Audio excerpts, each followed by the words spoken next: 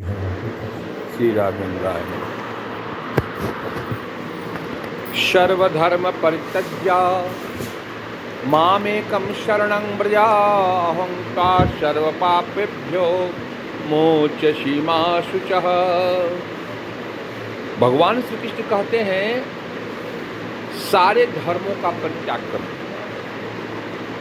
लेकिन एकमात्र मेरी शरणागति के धर्म को स्वीकार करो। सर्वधर्म परित्यज्य,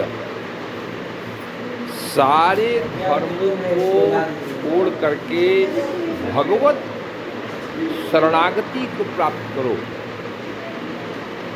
एकम शरणं व्रज, सिर्फ एकमात्र मेरी शरणागति को प्राप्त करो। अहं त्वा सर्व पापेभ्यो मोचयिष्यामि शुचः। तुम चिंता मत करो अर्जुन, मैं तुम्हें सारे पापों से मुक्त कर दूंगा। भगवान श्री कृष्ण की ये घोषणा युद्ध क्षेत्र में हुई है और भगवत गीता में ये बात कही गई है। आपको ईश्वर के शरण में जाना है। सर्वधर्म परित्यज्य, परित्यज्य माने त्याग करो, सर्व माने सारे धर्मों का। एकम शरणं व्रज, एकमात्र मेरे शरण को प्राप्त करो। अहं त्वा सर्व पापेभ्यो, मैं तुझे सारे पापों से मुक्त कर दूंगा। पारब्रह्म परमेश्वर जैसे समंदर में सारी नदियां मिल जाती हैं, उसी तरह से विश्व आत्मा परमेश्वर में सारी आत्माओं का मिल। उनके बाद पूर्णता का कोई स्थान नहीं है, सिर्फ वही एक पूर्ण है।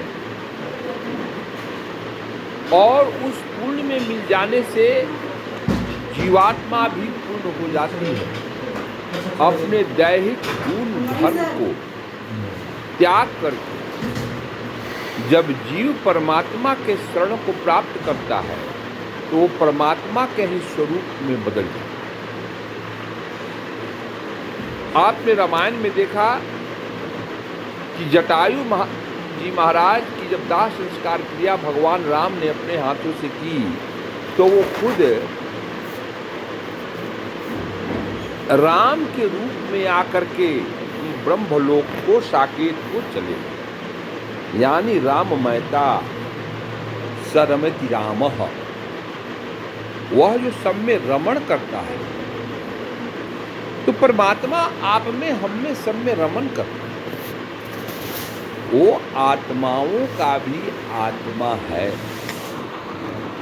इसलिए एकमात्र अगर आप परमपिता परमेश्वर की शरणागति को प्राप्त करते हैं तो आप ये समझिए कि आपकी आत्मा का जो अभीष्ट है, जो सिद्ध है, वो मिल गया। इस तरह से हम शरीर के ऊपर जो इंद्रियां हैं, मन है, बुद्धि है, बुद्धि के द्वारा भी मन को नियंत्रित किया जाता है। लेकिन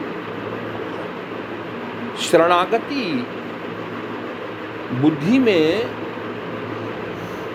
तपते हुए सोने के समान। अगर आपके विवेक में भगवान की अनन्य भक्ति जागृत हो, भगवान की शरणागति प्राप्त हो जाए तो सारे धर्मों का पालन करने की कोई जरूरत नहीं है। लेकिन एक बात और ध्यान देना कि भगवान की शरणागति प्राप्त करने का मतलब कर्म का त्याग नहीं है। We should not avoid the duties। अपने परफॉर्मेंस को, अपने ड्यूटी को करते हुए हमें शरणागति को जाना, बल्कि जो ये ड्यूटी है उसको परमात्म स्वरूप के रूप में स्वीकार करना। तब हमें परमात्मा का सही आनंद, अरूप और लय दिखेगा। कुछ लोग कहते हैं कि भाई हम राम राम जपते हैं, ये करते हैं, यज्ञ करते हैं, तो हम कर्म नहीं। कर्म तो आपको करना होगा, इसलिए कि शरीर बना ही कर्म के लिए। उन कर्मों को निष्काम कर दो, इच्छा रहित कर दो। भगवान कहते हैं कर्मण्येवाधिकार, कर्म तुम्हारी विषय वस्तु,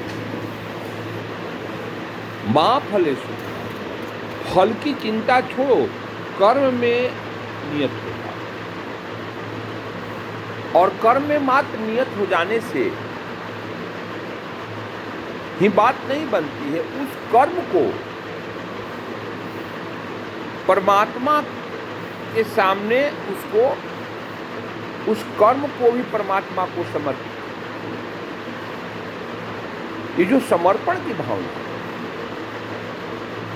खेत, पेड़, पहाड़,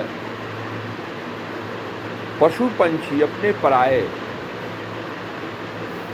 सब में कृष्ण का रूप देखना, परमात्म स्वरूप देखना, यही शरणागति। और इसमें कर्म का करते हुए भी आदमी कर्म का त्यागी बन जाता है, क्योंकि वो कर्म निष्काम कर्म होते हैं, इच्छाओं का उसमें कोई असर नहीं पड़ता। कर्म करता है और उस कर्म को भगवान को समर्पित करता है। अतः पुनः सर्वधर्म परित्यज्य मामेकं शरणं व्रज, अहं त्वा सर्वपापेभ्यो मोचयिष्यामि। यानी मेरी शरणागति को प्राप्त करो, मेरी भक्ति को प्राप्त करो, मैं तुम्हें सारे पापों से मुक्त कर दूंगा।